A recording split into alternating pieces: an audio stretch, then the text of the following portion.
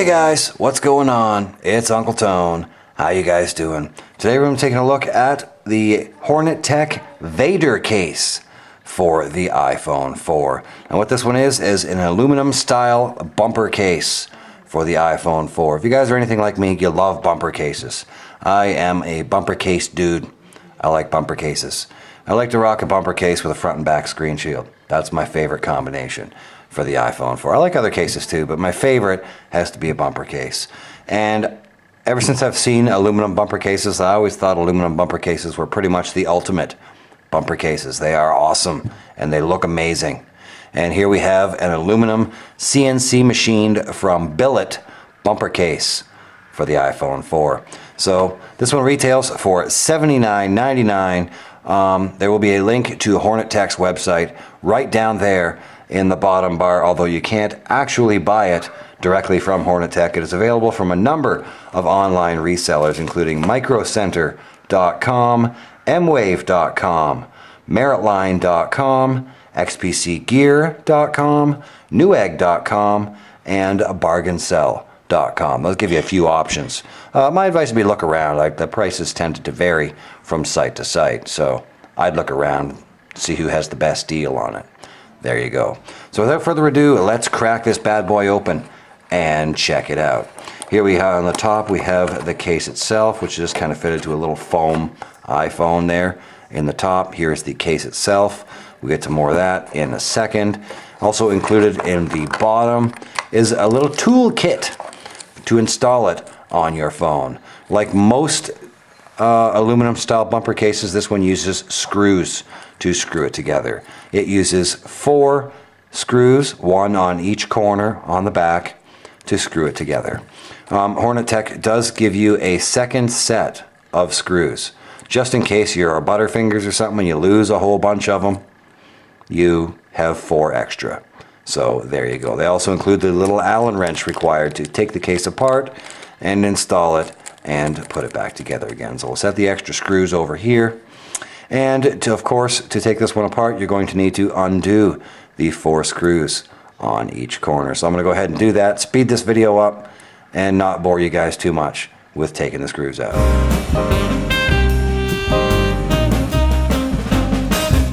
Cool beans, there we go. We have all 4 screws out of the back of the phone case. So then you're simply going to slip it apart, and as you slip it apart, you will notice that it does include a integrated sleep and wake button. And what that's going to do is allow you to operate the sleep and wake button when this is on your phone. Now, one of the problems with aluminum style bumper cases has always been reception.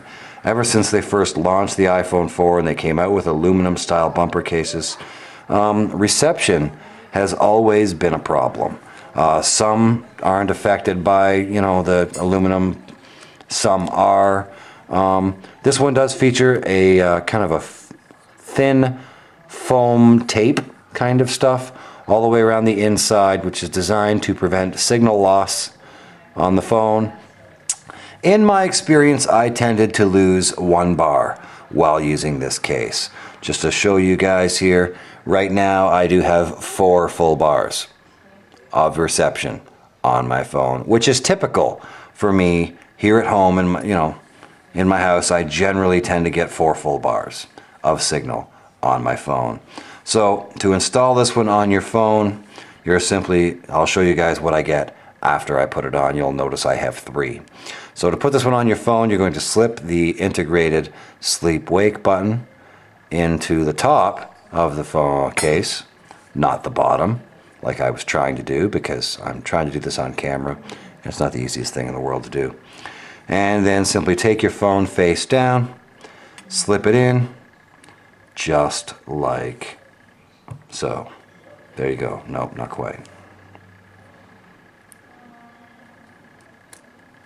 This is always way more difficult to do on camera. Tone's having issues.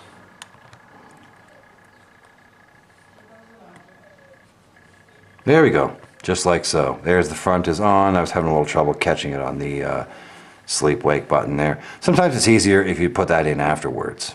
And then simply take the back and pop it on, just like so, onto each corner. And that's it. It's installed. So now you're going to go ahead and speed up the video again and put these 4 screws back in.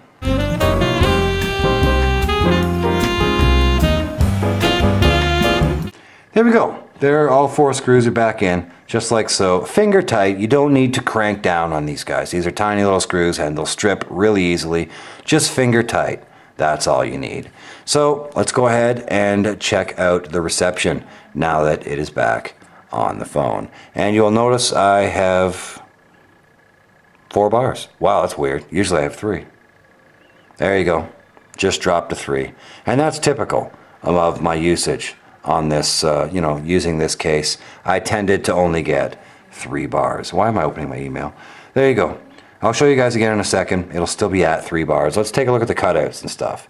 The headphone jack is a pretty good size on this one, but it is fairly small and pretty recessed. So you're going to need to use recessed jacks with this one. My Monster Turbine Pro coppers work just fine. So do most of the other recessed jacks that I use. Larger jacks or really short jacks aren't going to work very well though. But your typical L-shaped jacks or your straight jacks on recessed plugs should work just fine. The side here is completely open, so this will work with both the Verizon and the AT&T version of the iPhone 4 or the international version, whichever you may happen to have, the international version or the CDMA version. There you go. Taking a look at the bottom, you do have 1 large cutout for your speaker, microphone, and 30-pin dock connector. Again, it's also very recessed down in there, and I was not able to dock with this case on. So if you're like me and you're a docker, docking is going to be a problem. You're not going to be able to dock while using this case. So there you go, guys. There is a very slight lay on the table design on this one. Not a whole lot of lay on the table, but there is a very, very small amount of lay on the table there on the front and on the back. So, it works, but I would really recommend using a screen shield with this one on the front and the back, simply just, to keep yourself protected. If you're on a level surface, you're going to be fine. But how many desks do you know of are completely and perfectly level where you may happen to lay your phone down? Or if you set it, on something when you're out, like a picnic table or something like that. So I would definitely recommend front and rear screen shields. Let's go ahead and take a look at the reception again. And as you can see, I am still at 3 bars, which is typical for my usage on this one. If you live in a stronger signal area where you tend to get 4 or 5 bars all the time, this won't really be an issue for you. But if you're like me, I tend to get 4 bars at home, which wasn't really a big deal. It went down to 3, it still worked perfectly. Didn't seem to affect my Wi-Fi signal whatsoever. As you can see, I still have good Wi-Fi signal, so it didn't affect my Wi-Fi really at all. But the cellular reception, it did, which was a problem for me at work. At work, I tend to get 2 to 3 bars of signal. Being in the kitchen, and there's a lot of metal appliances around, and freezers, and lots of equipment around, and metal, which tends to deflect signal. I tend to only get 2 to 3 bars of reception in the kitchen at work. Losing a bar meant I tended to get 1 or 2 bars instead of 2 or 3 bars, which was a problem. My phone was sometimes, a couple of times while I was using this in the few days I was at work, and the few days I used it at work, my bad, I defaulted to Edge instead of having 3G signal. It actually defaulted to Edge, being in my pocket for a little while and being in and out of coolers and so on and so forth. And generally speaking, my phone never does that.